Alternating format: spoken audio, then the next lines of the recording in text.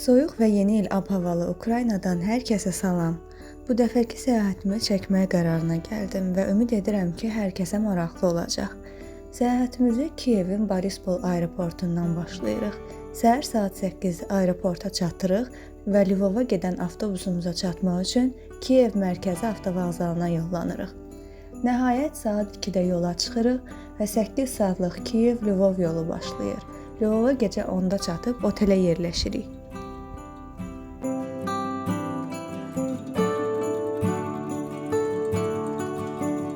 Lvovda ilk günümüz. Lvovun ərazisi çox da böyük deyil, lakin buna baxmayaraq otelin mərkəzə yaxın olmasına çalışmışam. Oteli tərk edib mərkəzə gedirik.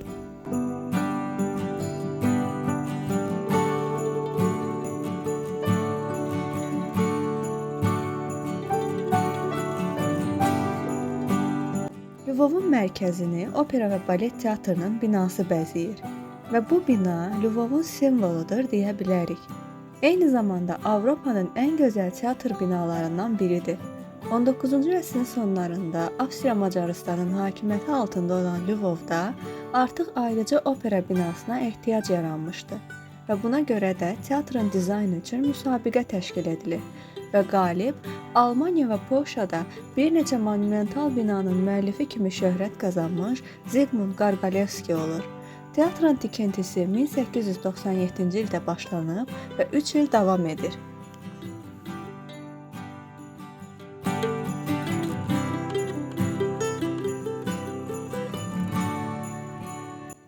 Binanın qarşısında hər il ənənəvi olaraq şəhərin əsas yolkası qurulur və yeni il yarmarkası təşkil edilir.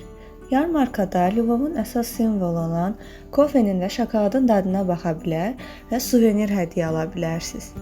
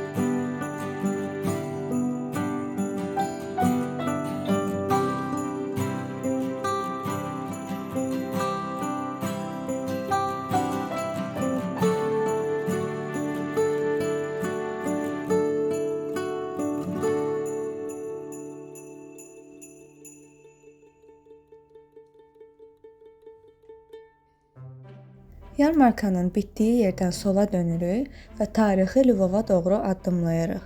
Lvovun ən qədim və ən maraqlı turistik yeri olan Raynak meydanına gəlib çıxırıq. Meydanın ərazisi 13-14-cü əsrlərdə yaranıb. Meydanı əhatə edən tikililər əsrlər boyu formalaşıb və hər biri müxtəlif üslubdadır. Burada 44 bina var və hər biri milli əhəmiyyətli memarlıq abidəsi kimi tanınır. Raynak meydanı 1998-ci ildə UNESCO Ümumdünya İrsi siyahısındadır. Meydanın 4 tərəfi var və hər tərəfdən də binalarla əhatə olunub. Meydanın ortasında isə bələdiyyə binası Ratuşa yerləşir. Binanın qülləsinə qalxıb şəhərin mənzərəsinə baxmaq mümkündür.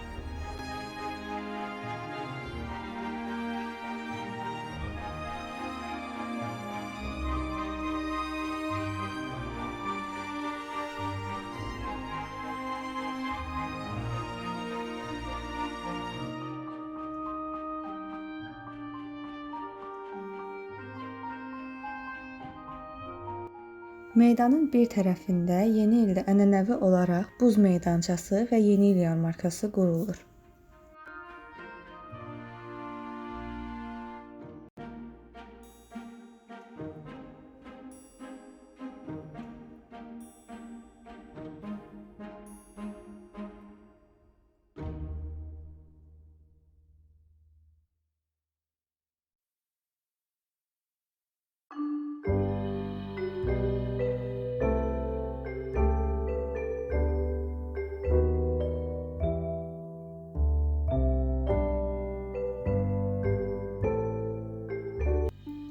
Meydanda gəzərkən yeni il aksesuarları satılan mağaza görüb yan keçə bilmirik.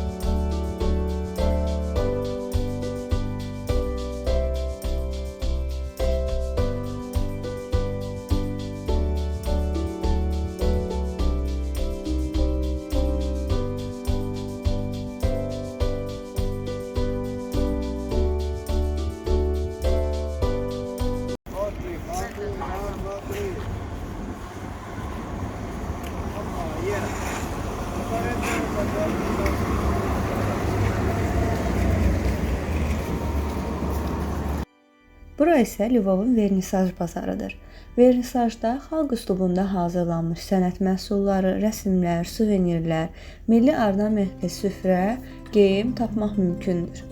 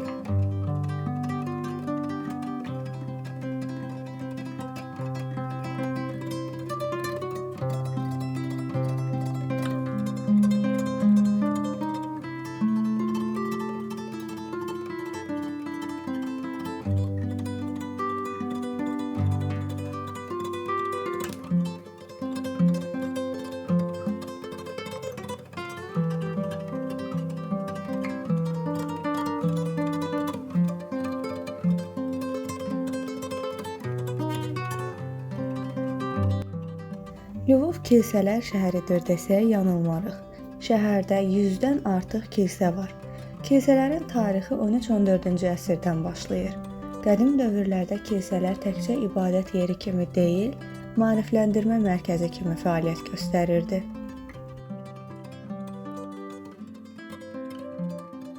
Bu gördüyünüz isə Uspenskaya kilsəsidir.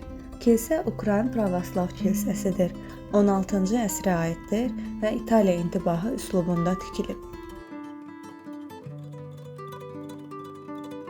Daha sonra gəzə-gəzə Sabornaya meydanına çıxıb Bernardin kilsə və monastırına rast gəlirik.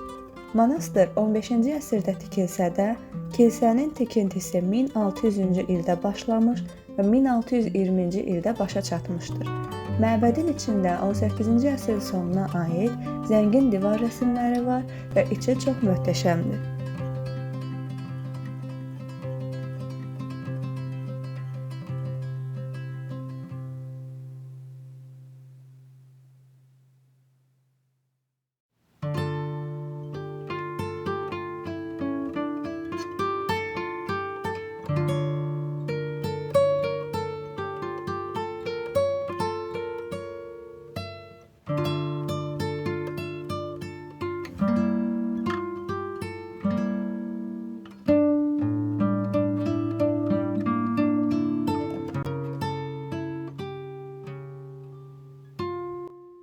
Günün sonunda Lvovun məşhur Kopalna Kava kafesinə gəlirik. Məkan Lvovda çox məşhurdur və belə bir şüarları var ki, qəhvə burada doğulub. Məkanın fərqliliyi oradadır ki, kafenin zirzəmisində kofe şaxtası var və onların iddiasına görə kofe bitkidən yox, məhz ilk dəfə orada qazaraq əldə olunub. Eyni zamanda burada kofelər şou vasitəsilə təqdim olunur. Məkana gələn turistlərə şaxtaya enib baxmağa icazə verilir.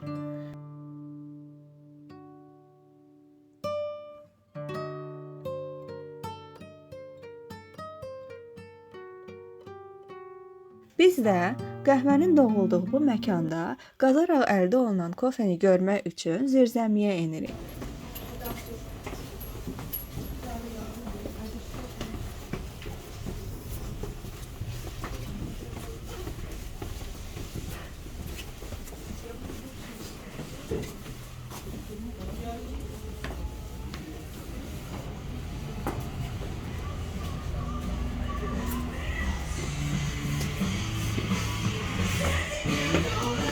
Zirzəmi şaxta üslubunda dizayn edilib və burada kofenin necə qazılaraq əldə edilməsi proseduru təsvir olunub. Bu kreativ ideya həqiqətən də turistləri özünə cəlb edir.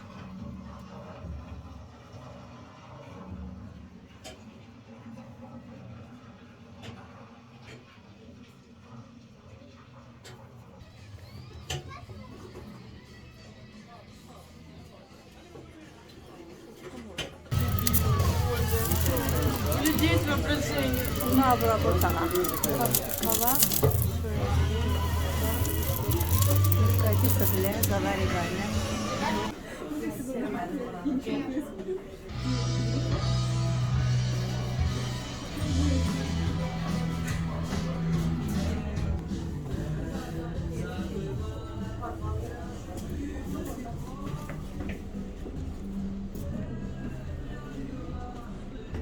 Bir dakika böyle kalmadım ki.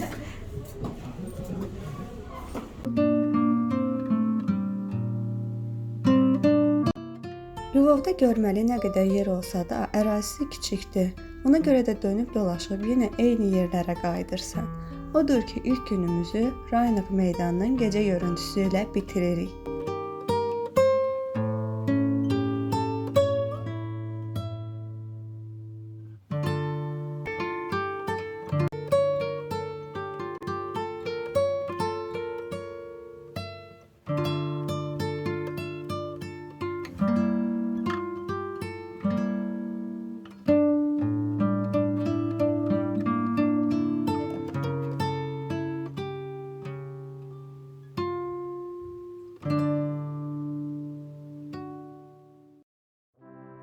Lvovda ikinci gün. Bu gün şəhərin digər istiqamətindəki yerləri gəzirik. Günümüz isə əzəmətli Müqəddəs Olqa və Elizabet kilsəsində başlayır. Kilsə şəhər avtovağzalı və dəmir yolunun yaxınlığında yerləşir. Kilsə binası şəhərin ən hündür binasıdır. Hündürlüyü 88 metrdir.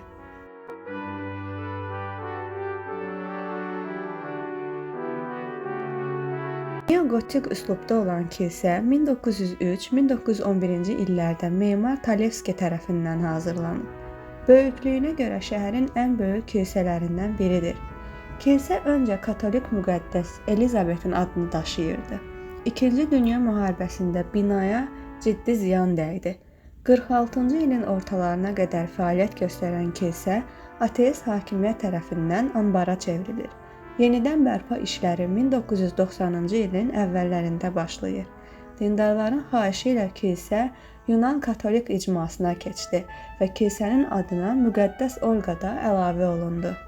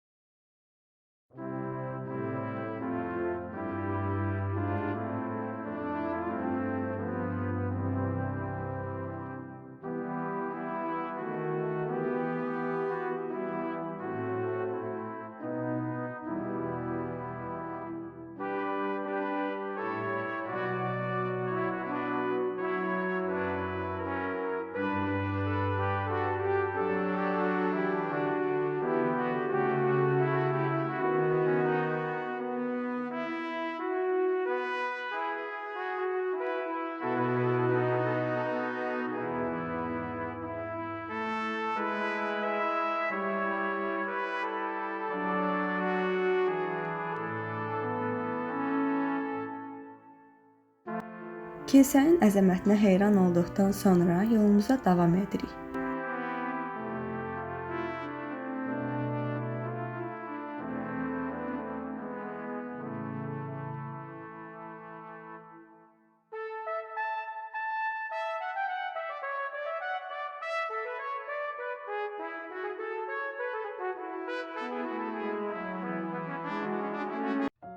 Gəzə-gəzə gəlib çıxırıq müqəddəs Yura katedralına.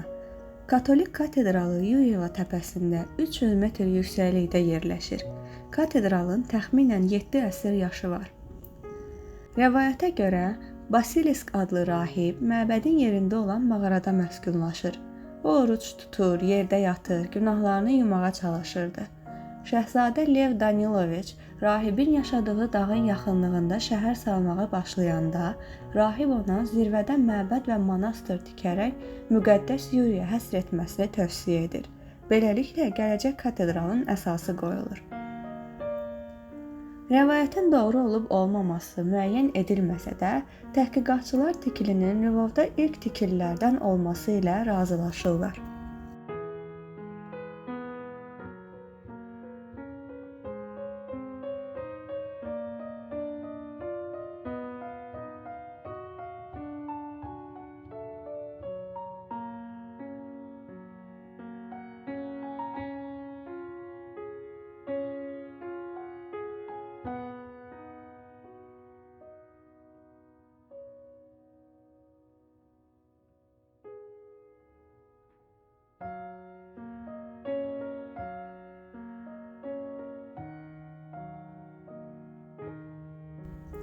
Məbədin içinə daxil oluruq. Krismas yenicə keçdiyindən ayinlərdən qalma dekorasiyalar hələ də qalmaqdadır.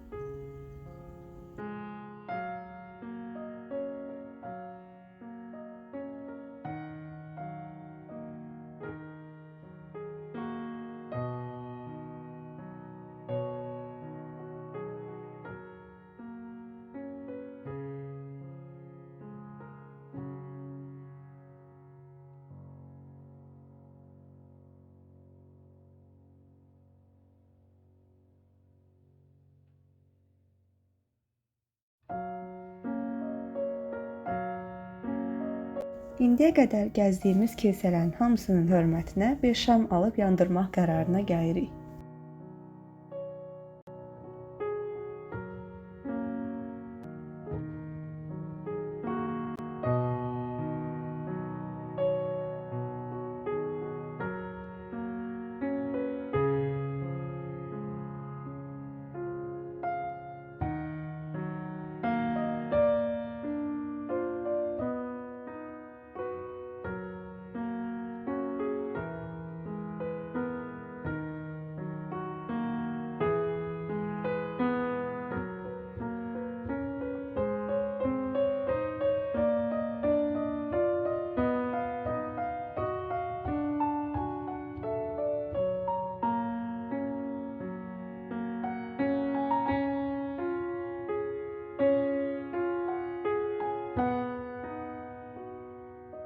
Nəhayət böyük çətinliklərdən sonra şamı yandırmağı bacarıram.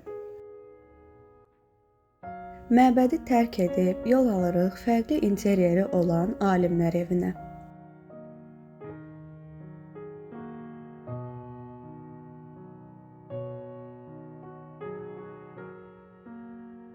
Bina 1897-98-ci illərdə məşhur Viyana memarları Hermann Gelmer və Ferdinand Fellnerin layihəsi əsasında inşa edilib.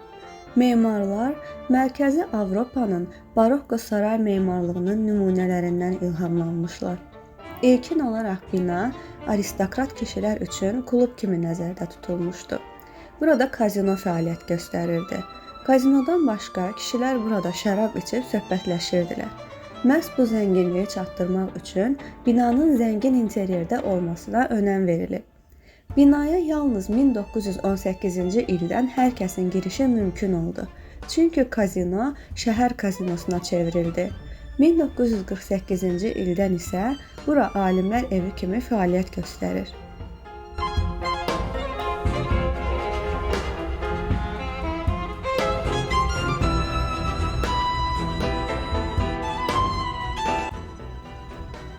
Məhz bu taxta pilləkənlər D'Artagnan və 3 Muşketyor filminin bir səhnəsinin burada çəkilməsinə səbəb olub.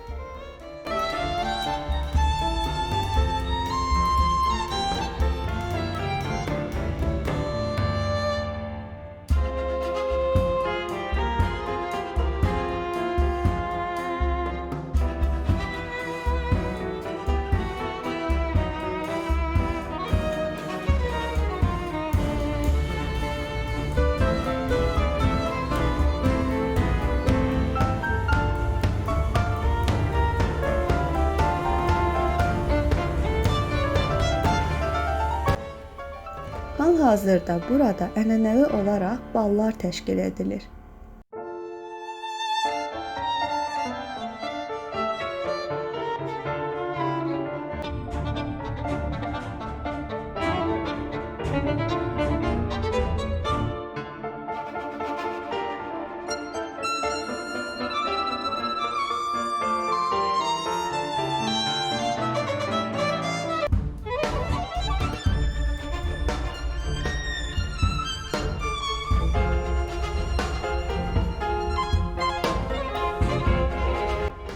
Bələdçi binanın kazino kimi istifadə olunduğu zamanlardan məlumat verir.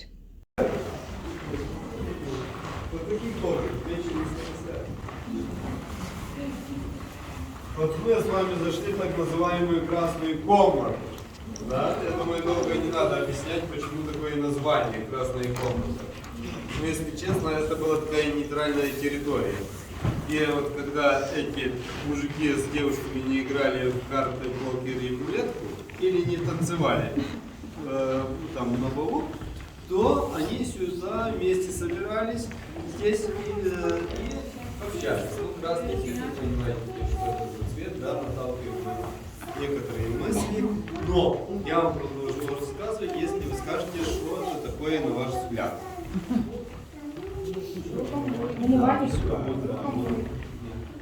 Вода питьевая. И не беда, сразу скажу. Было несколько раз так. Ну, что это такое? Фонтанчик, питьевая вода? Нет. Еще. Может, с шампанским фонтаном? О! Как писал Пушкин, его пацан ошибок трудно, да?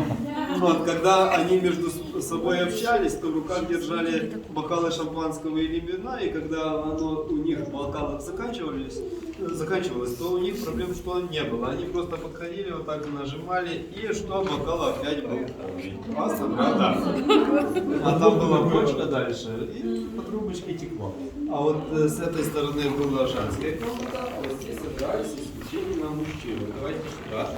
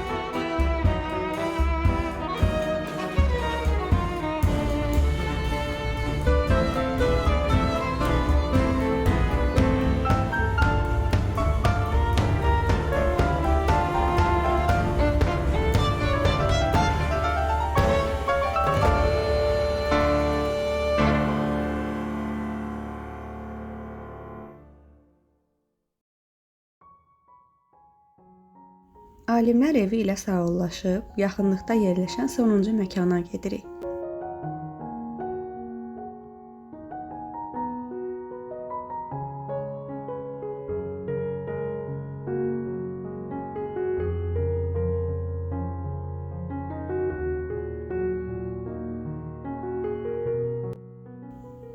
Patoski sarayı.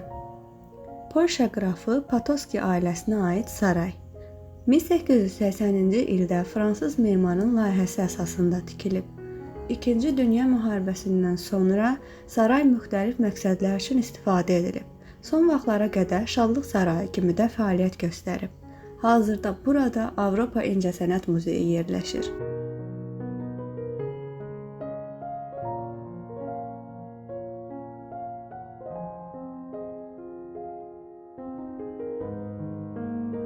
Və beləliklə 2 günlük Lvov səfərinin sonuna gəldik. Lvov təbii ki, bununla bitmir. Sadəcə havanın soyuq olması və tez qaralmasına görə 2 günə mənim gəzə bildiyim yerlər bunlar oldu. Və düşünürəm ki, əsas görməli yerlərin hamısını gəzə bildim və bunu sizə ötürə bildim. Bizim yolumuz Kiyevədir. Kiyevdə görüşənə qədər hələlik.